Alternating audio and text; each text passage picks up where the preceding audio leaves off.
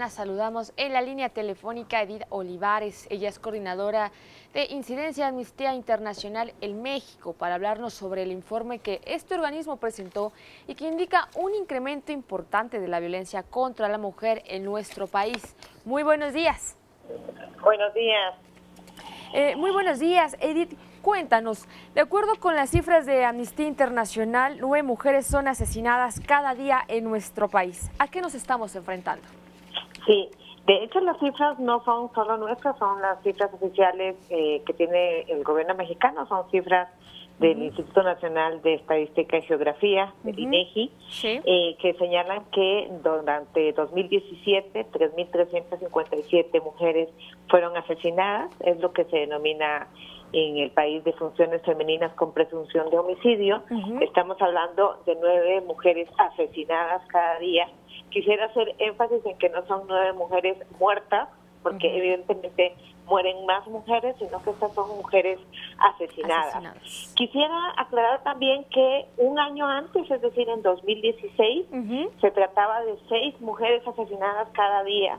Es decir, que de un año a otro hubo un incremento del 50% en el número de mujeres asesinadas en el país.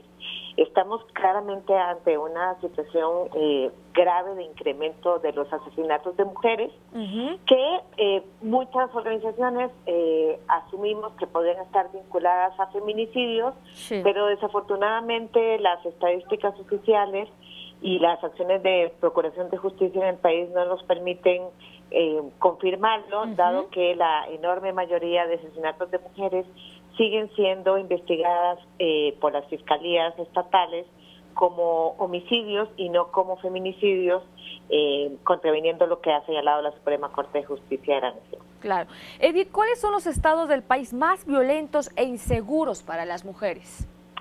Mira, es difícil identificar cuáles son los más violentos y los más inseguros, porque claro, tenemos números absolutos muy altos en entidades federativas como el Estado de México, y tenemos otras entidades federativas en donde la tasa, es decir, la proporción de mujeres asesinadas con respecto al número absoluto de mujeres es muy alta. Más que, digamos, recurrir a identificar cuáles son algunas de las más graves, creo que es muy importante que tomemos en cuenta que en el país, es decir, a nivel nacional, estamos frente a una crisis de feminicidios que pasa por, digamos que se combina, con otras prácticas delictivas y otras violaciones graves a derechos humanos. Nosotras lo que hemos observado es que además de que se cometen los feminicidios, lo cual ya es muy grave, tenemos en México, a diferencia del resto del mundo, un problema gravísimo de impunidad. Es decir, la enorme mayoría de las personas que presuntamente cometen feminicidios, es decir, a quienes se ejerce orden de aprehensión, están prófugas. Entonces tenemos dos problemas que parecen juntos, pero que no lo son. Hay un incremento en los feminicidios y hay un sostenimiento, una sostenibilidad de la impunidad. Claro. Edith, ¿cómo impacta la alerta de violencia de género en el combate a estos homicidios?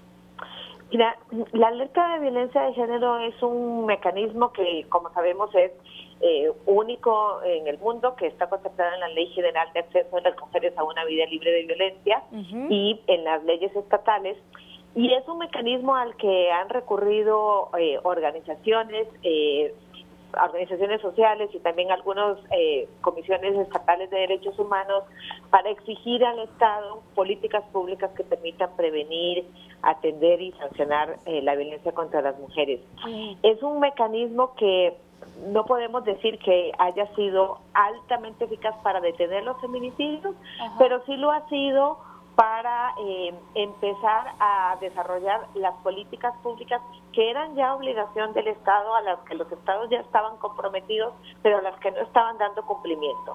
Entonces, la alerta se ha convertido en el único mecanismo, en el último recurso que tiene la sociedad civil para poder exigir al Estado que desarrolle las políticas públicas que ya eran su compromiso.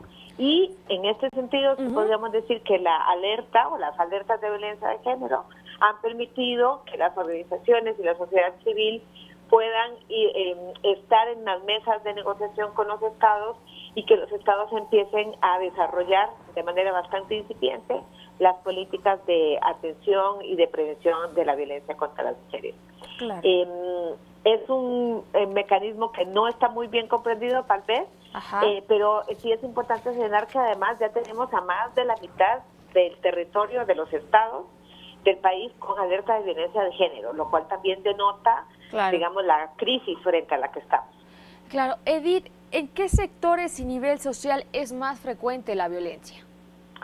La violencia contra las mujeres es un fenómeno social y una práctica delictiva que afecta a mujeres de todas las edades, mujeres de todos los niveles socioeconómicos, de todos los orígenes étnicos, es decir, no existen los estudios tanto en el país como en el resto del mundo muestran que es una práctica, digamos, que está presente en diferentes grupos de mujeres. No encontramos asociaciones por nivel educativo, por nivel socioeconómico. Lo que sí se observa es que en las mujeres, sobre todo en la edad reproductiva, están como más propensas a la violencia en el ámbito familiar, es decir, la violencia que ejercen sus parejas o exparejas. Sin embargo, por ejemplo, de la violencia que se da contra las mujeres en los ámbitos comunitarios, como el tipo de la violencia sexual en los espacios públicos, estamos expuestas las mujeres prácticamente de todos los grupos de edad, independientemente incluso de la condición socioeconómica. Tenemos acciones afirmativas, políticas de equidad de género, campañas de sensibilización y desafortunadamente el número de feminicidios sigue en aumento. ¿Qué es lo que se está haciendo mal?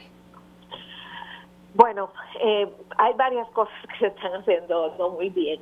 Creo que una de las primeras es la que señalaba anteriormente, que tiene que ver con la impunidad. Es decir, sí tenemos algunas campañas de prevención, sí tenemos algunas acciones orientadas a la atención, sin embargo, sigue habiendo muchísima resistencia de los agentes del Estado, y con agentes del Estado quiero decir que me refiero desde el fiscal o la fiscal hasta él o la policía que está en la calle, o él o el Ministerio Público, o la maestra o el maestro. Es decir, son agentes de Estado, son todos los representantes del Estado que tienen obligaciones en materia de prevención, atención y sanción de la violencia.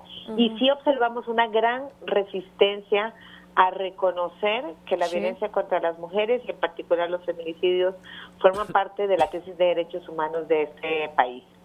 Entonces tenemos todavía el recurso de señalarle a las mujeres, por ejemplo, a las madres de mujeres que son víctimas de feminicidio, cuando ellas van y denuncian que no han aparecido sus hijas, el clásico recurso de señora seguramente anda con el novio, no se preocupe. Una resistencia muy fuerte de los agentes del Estado a investigar adecuadamente y, repito, a buscar a las personas que presuntamente son responsables de estos delitos. Esto se observa también en la resistencia que siguen teniendo las fiscalías a investigar los feminicidios como tales. Yo quisiera recordar que la sentencia de Mariana Lima Buendía, en esa sentencia la Suprema Corte de Justicia de la Nación señala que toda muerte violenta de mujer debe ser investigada como un feminicidio, y seguimos teniendo muertes violentas de mujeres que son investigadas como homicidios. Y esto nos hace, hace que la investigación sea más lenta, y de todas maneras no hay captura de las personas presuntas responsables. Claro, desafortunadamente uno no se explica, Edith, cómo es que se siguen criminalizando a las víctimas, ¿no? Y esto que bien mencionas, muchas veces pues dicen que igual se fue con el novio, en el lugar de darle celeridad a las investigaciones y que no sean casos de impunidad. Yo creo que tenemos que reconocer que esto se enmarca en un problema muchísimo de mayor alcance, que es el tema de la desigualdad entre mujeres y hombres, y muchos de los prejuicios y estereotipos que continuamos teniendo como sociedad, y en particular los servidores y servidoras públicas, frente a las prácticas que tenemos las mujeres en ejercicio pleno de nuestra libertad, ¿no? Entonces, estos señalamientos que son bastante recurrentes de que a las mujeres nos suceden estas cosas porque salimos de noche, claro, porque tomamos alcohol, porque salimos solas, como si fuera responsabilidad de las mujeres y no de quienes cometen los delitos. Así es. Edith Olivares, ¿algo más que quieras agregar?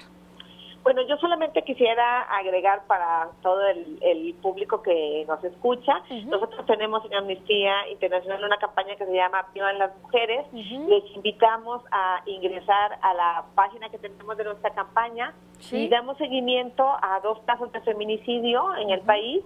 Les invitamos también a exigir justicia para las víctimas de feminicidio y reparación del daño para los familiares. ¿Nos puedes recordar cuál es la página? Es www.vivanlasmujeres.org.mx.